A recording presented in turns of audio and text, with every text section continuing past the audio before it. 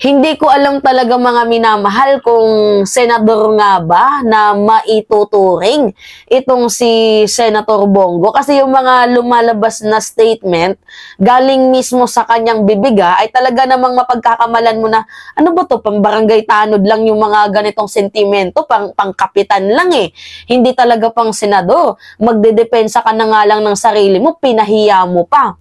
By the way, sa mga hindi po nakakalam, isa po si Senator Bongo mga minamahal sa kakasuhan nga ng House Quadruple Committee sa kasong Crimes Against Humanity. So usually talaga magsasalita itong si Senator Bongo gawa nga ng re-election siya. Hindi pwede na hindi siya magsalita kasi talagang malulugmok yung kanyang pangalan dito na makasalanan ka pala, criminal ka pala, kakasuhan ka kasi may issue ka. Syempre magsasalita itong si Senator Bongo. And as usual mga minamahal, yung magiging sagot niya ay pagdepensa. Ngunit natawa lang talaga ako sa kanyang depensa mga minamahal na parang sagot ng kupal to eh.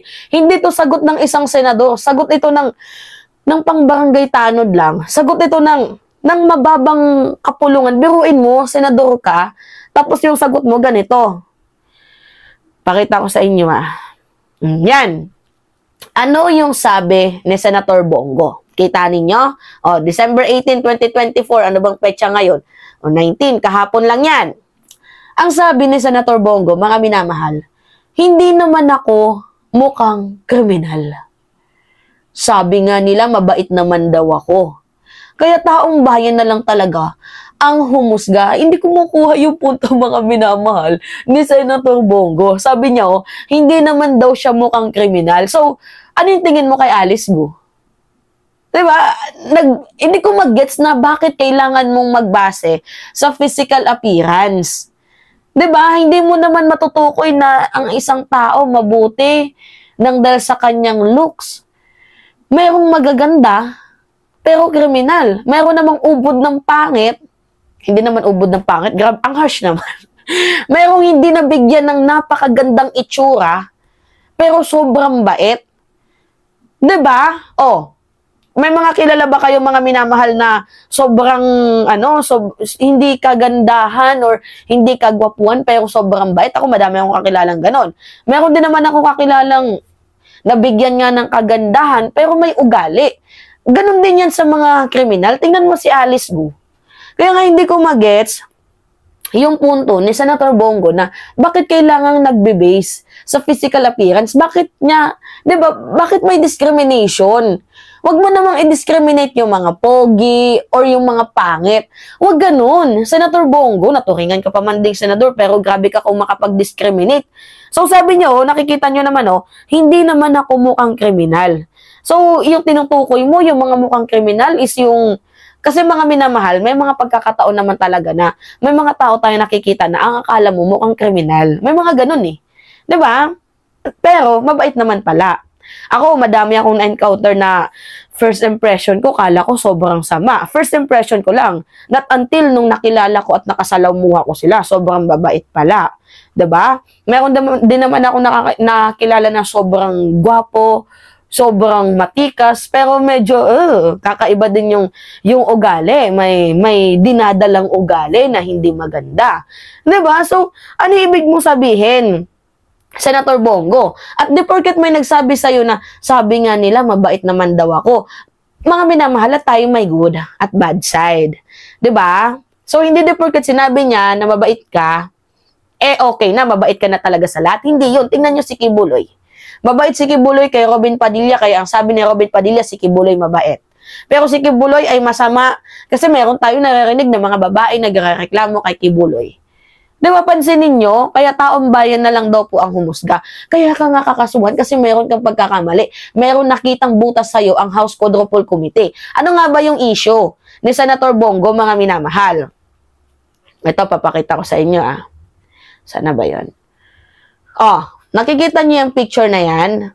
Yan po mga minamahal, yung cash flow, yung matrix ng reward money. Nandyan si Digong, sa pinakaunahan, tapos sumunod si Bongo. Sa baba, si Edelberto Leonardo, nandito si Bato de la Rosa, di ba? Kasama kasi mga minamahal sa ni-reveal ni Ruy Magarma na itong si Bongo ay isa pala ito sa mga nagbibigay ng reward money sa mga taong, 'di ba, sa mga pulis na 'di ba, ng mga ulo. Gaano kalaki yung presyo? 20,000 hanggang 1,000,000.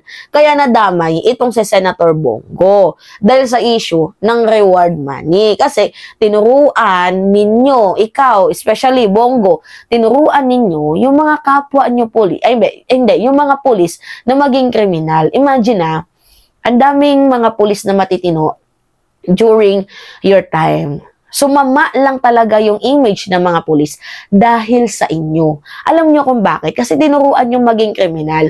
Extra money na din yun. Yung makapatay ka, 20,000 agad, pera na din yun. Diba, nagigets nyo kung mga minamahal, kaya nadamay itong si Senator Bongo dito sa crimes against humanity.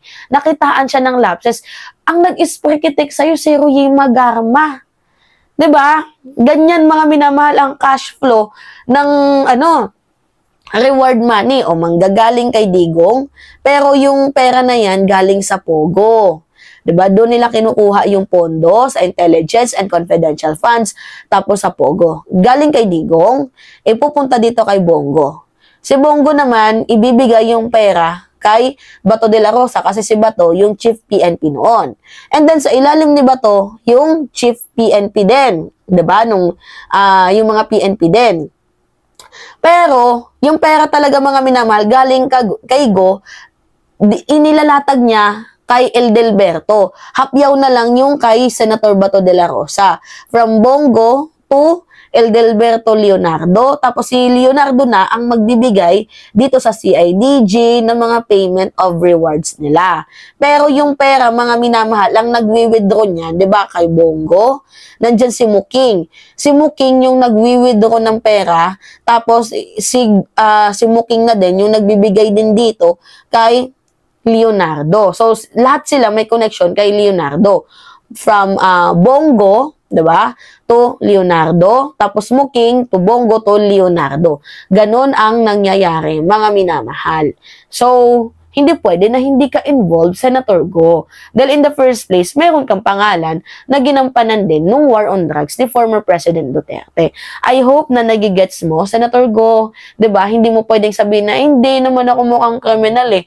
Mabait nga yung tingin nila sa akin. Ay, hindi pwedeng basihan yung pagmumuka. Basihan natin yung mga sinabi ng mga taong nakakita sa'yo.